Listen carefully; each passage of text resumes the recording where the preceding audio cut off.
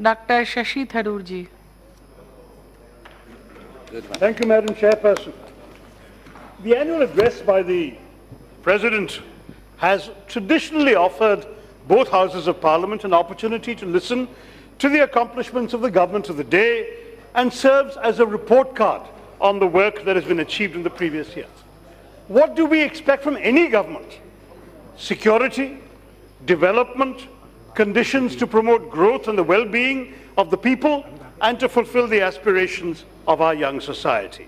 All of us in this House waited eagerly for an honest and comprehensive account of the challenges and success of this government in the last year, but we were sadly given an exercise in which facts gave way to fiction, an address whose soaring rhetoric was completely divorced from the abject reality of our country's social and economic situation, a concerted effort to mask the failures of the much-advertised flagship schemes of the present government, and an address where grandstanding and propaganda were deployed effectively to mask the way in which this present government has embraced failure, mediocrity, and a dearth of solutions and ideas to take India forward. But beyond all of these aspects that we are now used to from this government, the fact that the address failed to even speak of the constitutional and political crisis that our country is facing in the face of nationwide protests was not just disappointing, but an abdication of any moral responsibility by the ruling dispensation. There were, of course, the usual mentions and the expected omissions. There was the mention of India's progress on the Ease of Doing Business Index, and, of course, no mention of our alarming fall, shameful fall in the Democracy Index, in the Global Competitiveness Index, in the Peace Index, and even in the Press Freedom Index.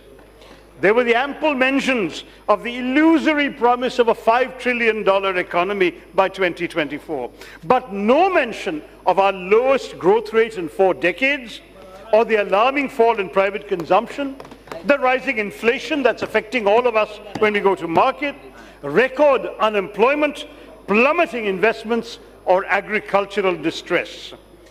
You know that 5 trillion, I'm sure the Rashtrapati should have been informed, requires, according to every economist, 12% growth a year. Even our finance minister only claimed nominal growth in the future of 10%, of which you have to subtract inflation. The consumer price index in December 2019 was at 6.7%. 10 minus 6.7, 3.3% was our growth last month. You compare that to 12% and you realize 5 trillion is a pipe dream.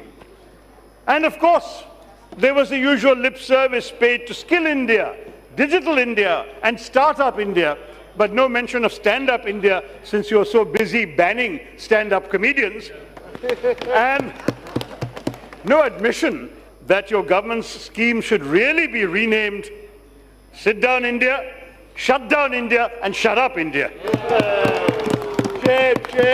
To take just one example, Mr. Chairman, this government holds the world record for the largest number of internet shutdowns, and in Jammu and Kashmir, the longest communications blockade and internet suspension of any country in the world.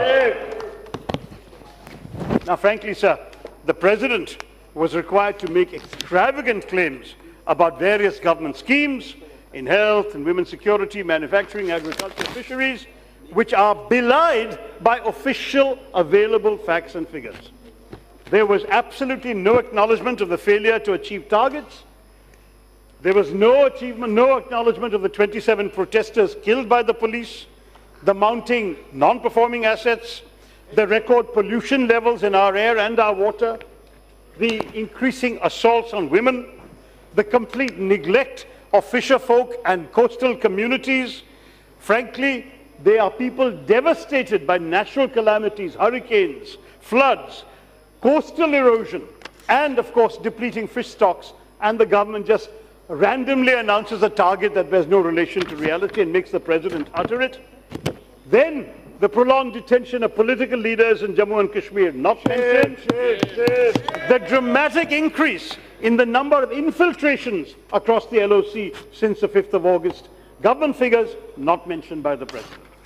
Fact is, everything from the decrease in defense allocations we heard from the from the finance minister, which are not even enough to match the rate of inflation. There's so many examples of poor governance by this government in the last year that it is very clear that their clarion call, recently quoted by an ally of theirs, of Sabka Saath, Sabka Vikas, Sabka Vishwas, honestly reminds me of what Napoleon said about the Holy Roman Empire, that it was neither holy nor Roman nor an empire. Na Sabka Saath hai, na Vikas hai, na Vishwas hai. All of these aspects pale in comparison with the larger crisis that is holding hostage the future of the India we cherish. In these last few months, under this government, we have witnessed a fundamental assault on the democratic, secular and constitutional fabric of India that our forefathers, giants like Mahatma Gandhi, Pandit Jawaharlal Nehru, Sardar Vallabhbhai Patel, Dr. Ambedkar, Maulana Azad, and so many other giants of the independence movement gave their lives for. Even as they've driven the economy into the doldrums, the present ruling dispensation has become a tukde gang. They are dividing this country into tukde, Hindus versus Muslims, Deshdrahis versus Deshbhakts, Ramzade versus, main bolunga nahi, Hindus versus Muslims, Hindi speakers versus non-Hindi speakers, us versus them. In 1947, Mr. Chair, we had a partition of the Indian soil. In 2020, this government is giving us a partition of the Indian soul.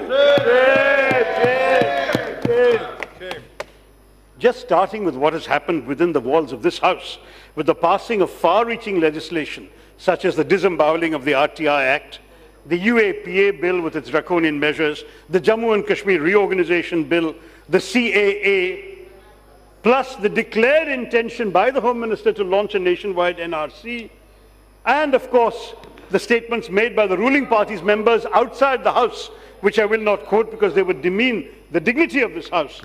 We are facing an existential threat to the future of our democracy and the freedoms that we have taken for granted since our independence from colonial rule over 75 years ago.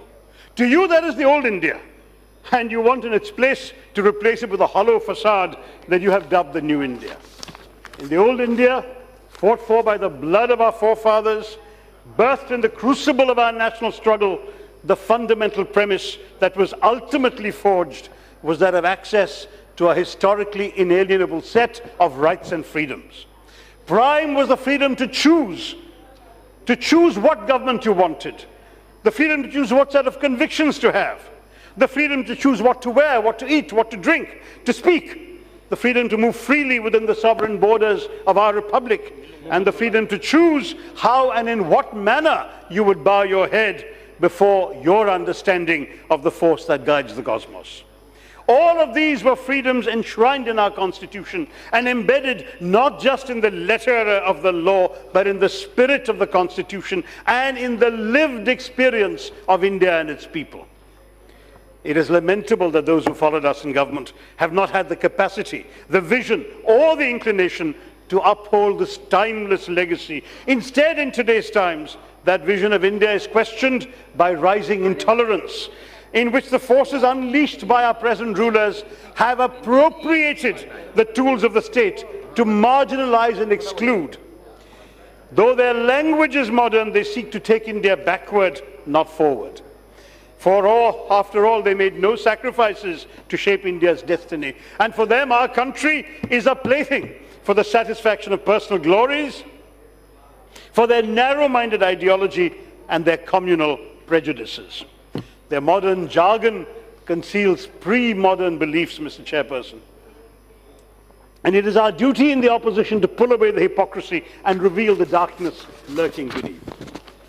It was appalling and distressing to see this government actually make the president selectively quote the father of our nation, Mahatma Gandhi, whose ideals they have willfully disregarded in an attempt to legitimize the desecration of the very national unity that Mahatma Gandhi gave his life for. The President's address quoted that the Mahatma said, Hindus and Sikhs of Pakistan who do not wish to live there can come to India. It is the duty of the government of India to ensure a normal life for them. No one disagrees with that. Congress party supports that fully.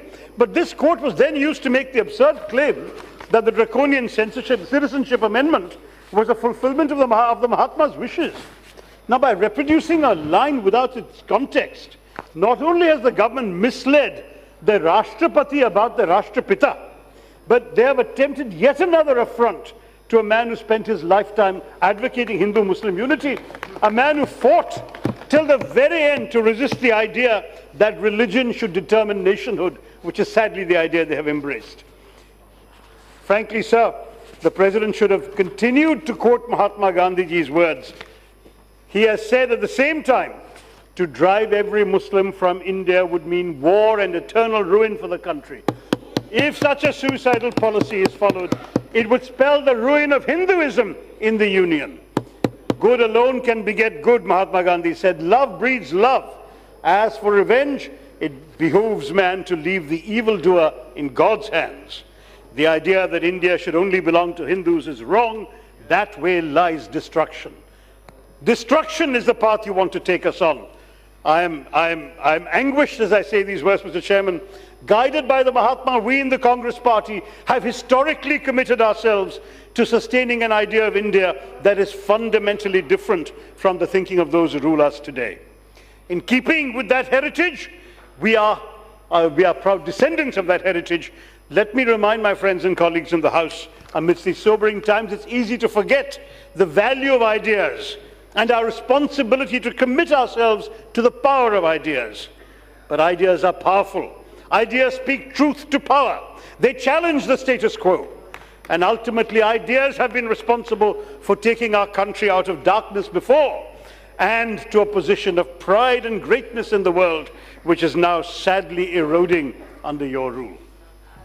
In these times, let us remember that our first Prime Minister, Pandit Jawaharlal Nehru, memorably noted, failure comes only when we forget our ideals and objectives and principles. This is why we in the Congress have always believed in an idea of India where the first and the last voice, the ones that resonate loudly and the ones that have been marginalized and discriminated against, are both equally important in determining the future of the country. We are the only party that has historically championed the principle that India is a land that belongs to all Indians, irrespective of caste, religion, region, language, socioeconomic status. Inclusive India for us is more than just a slogan. It is an aspiration, an objective, and a commitment. After all, as Nehruji also wrote, idealism is tomorrow's realism. It is our duty, even in this dark hour, to keep alive the flame of our national idealism. If we accept without scrutiny, without question, without challenge, the fallacies and follies of today's short-sighted and narrow-minded leaders, we will leave for our children a land of injustice, a legacy of trauma, and a country divided and broken. We have daunting battles to fight, Mr. Chairperson, against poverty, against malnutrition, against bigotry, against patriarchy, against illiteracy, against discrimination, but we must prevail in this greater struggle for the soul and the spirit of our nation. If the government continues down this very slippery slope, no matter how many leaders from history you borrow or whose name you seek to hijack, you will be exposed and history will see you for what you really are, men of straw with limited vision, unable to comprehend the great, diverse, united society you are meant to govern, not to divide and break up. What we want in India is unity. You want uniformity. We believe in an India that unites our people. You seek to divide us. We seek to promote consensus. You demand conformity. Our ideology binds the people of India together. Yours separates one Indian from another. What we need in our new India is the strengthening of democracy and democratic institutions at all levels. We need transparency and accountability of this government enforced through the Right to Information Act, which they've hollowed out. And an active parliament, a courageous parliament. You seek to weaken these institutions, to hollow out RTI, to disregard parliament, which has become a notice board for the BJP, and to promote one-man or two-man rule. Our new India must derive its support and strength from all sections of our diverse society. Your new India rests on one faith and reduces others to second-class status. The choice is clear, my dear colleagues. We can either have a new India that belongs to all of us, led by a government that works for all of us, or we can have a new India that belongs to some and serves the interests of a few. You can choose a new India that embodies hope, or one that promotes fear. You can support a new India united in striving, or an India divided by hatred. 1 minute, sir. What we need is an India whose progress takes place in an open society, in a rich and diverse and plural civilization, in one that's open to the contention of ideas and interests within it, which is unafraid of the prowess or the products of the outside world, but which is wedded to the democratic pluralism that is India's greatest strength, and determined to liberate and fulfill the creative energies of its people. The President's address, sadly, fails to live up to these national aspirations, and therefore I regret that we must reject this motion of thanks. Jai Hind. Thank you, Mr. Chairman. Shri Honorable Minister Shri Ravi Shankar Prasad ji wants to intervene. I Please. wanted to bring one fact to your kind notice. Ji. Our esteemed friends of the opposition side can criticize us, which they are doing, that's their right. But to criticize the parliament as a notice board, which he just said. Please.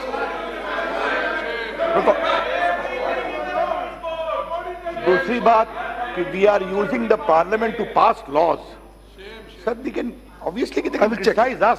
Kindly check it up, sir. Okay. Parliament as an institution needs our respect. ठीक है. That's all I have to say. Thank you.